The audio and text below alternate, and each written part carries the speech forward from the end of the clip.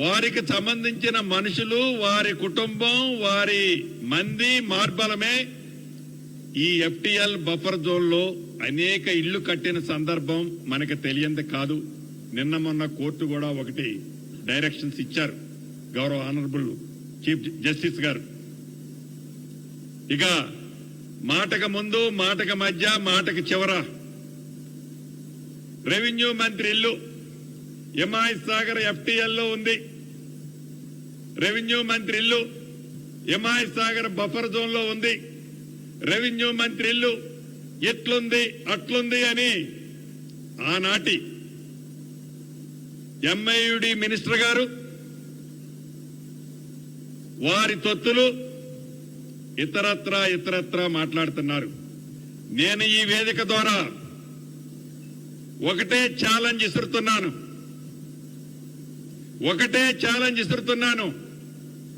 మీరు ఎంఐయుడి మినిస్టర్ గా సుమారు 6-7 సంవత్సరాలు పనిచేశారు. మీ బావ హరీష్ రావు గారు ఇరిగేషన్ మంత్రిగా 5 సంవత్సరాలు పైచిలకు పనిచేశారు. ఈ వేదిక మీద నుంచి హైడ్రా అధికారి రంగనాథ్ గారిని ఆదేశిస్తున్నాను. ఈ ఇద్దరు మాజీ మంత్రులు, అంటే ఒకరు ఇరిగేషన్ శాఖ మంత్రివర్యులు, రెండోవారులో ఎంఐయుడి మంత్రివారు, వీరికి డబ్బాలు కొట్టే కొన్ని యూట్యూబులు, యూట్యూబులు, వారికి సంబంధించిన సంస్థలు, వ్యవస్థలు, మీరు ఎంతమంది వస్తున్నారో అంతమందిని ఎంట పెట్టుకొని, రంగనాథ్ గారు నేను ఇక్కడి నుంచి మిమ్మల్ని ఆదేశిస్తున్నాను, రేపు వెళ్తారా ఎల్లుండి వెళ్తారా, వాళ్ళనే ఒక కొత్త టేబు కొనుక్కొని రమ్మనండి. టేబు కొనుక్కొచ్చి నా ఇల్లు ఎఫ్టీఎల్ లో ఉన్న బఫర్ జోన్ లో ఉన్న చివరికి ఒక ఇటుక పెడ్డ ఉన్నా ఎమ్మటే పడగొట్టండి. ఇల్లు మొత్తం దాంట్లో ఉంటే ఇల్లు మొత్తం పడగొట్టండి. This is my challenge, Ponguleti challenge.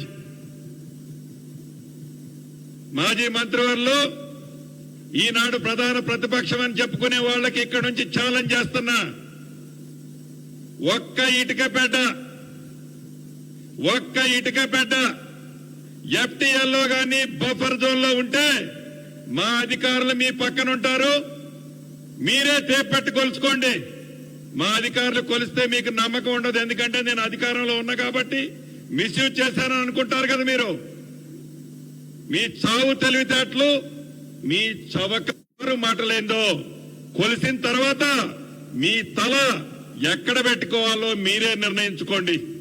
నేను అందరూ అన్నట్లు దాంట్లో దూకు దీంట్లో దూకు అని అనను.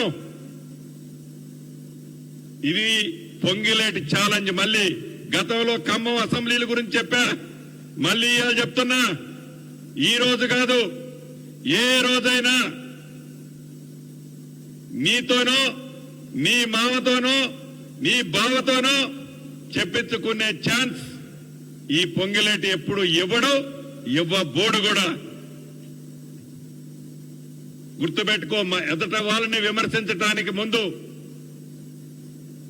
ఎదట వాళ్ళకి రాయేయటానికి ముందు మీ పడవెట్లా మునిగింది. మునిగిన పడవని ఏదో తాపత్రయపడి లేపటం కోసం, ఏదో చేయటం కోసం, నీ ప్రతిపక్షాన్ని హోదాని కాపాడుకోవటం కోసం మీరేదైతే తాపత్రయపడుతున్నారో దాన్ని ఒక రెవెన్యూ మంత్రిగా నన్నేదో ముందు బూచిని చూపించి ప్రజలని మభ్య పెట్టాలని చూస్తున్నారో నేను ఛాలెంజ్ ఇసిరాను. నేను కూడా రాను. మా అధికారులు వస్తారు, అధికారులను ఆదేశించాను. డేట్ ఎప్పుడో మీరు కమ్యూనికేట్ చేయండి. అధికారులు అక్కడే ఉంటారు. ఎన్ని ప్రొక్లైన్లు కావాలంటే అన్ని పెట్టుకొని రెడీగా ఉంటారు. నేను అక్కడే నివసిస్తున్నాను. కానీ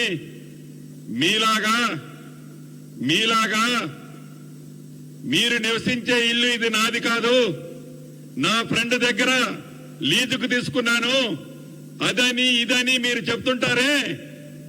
ఒక అబద్ధానికి 100 అబద్ధాలు చెప్పారు అనటానికి ఒక చిన్న నిదర్శనం చెప్తాను.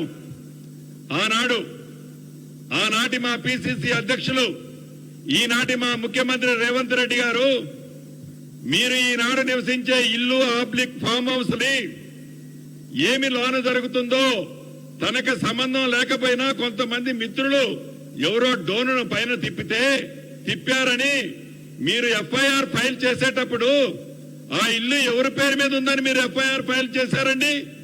మాజీ మంత్రివర్యులు కేటీఆర్ ఇంటి పేరుతో ఉందని మీరు ఎఫ్ఐఆర్ ఫైల్ చేశారు.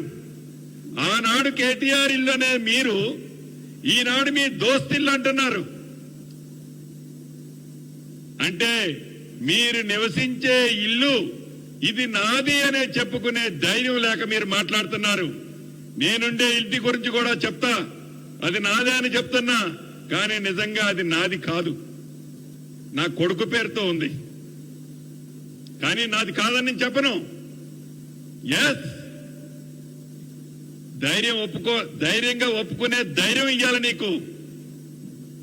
అది లేకుండా ఏదో విమర్శ చేయగలవాలి కాబట్టి విమర్శలు చేస్తే ఇక్కడ ఎవరు అమాయకులు లేరు, మభ్య పెట్టేది లేరు. ఒక్క విషయం గమనించండి, ఈ హైడ్రా అనేది ఈనాడు యావత్ హైదరాబాద్ జిహెచ్ఎంసీ పరిధిలోని వేలాది మంది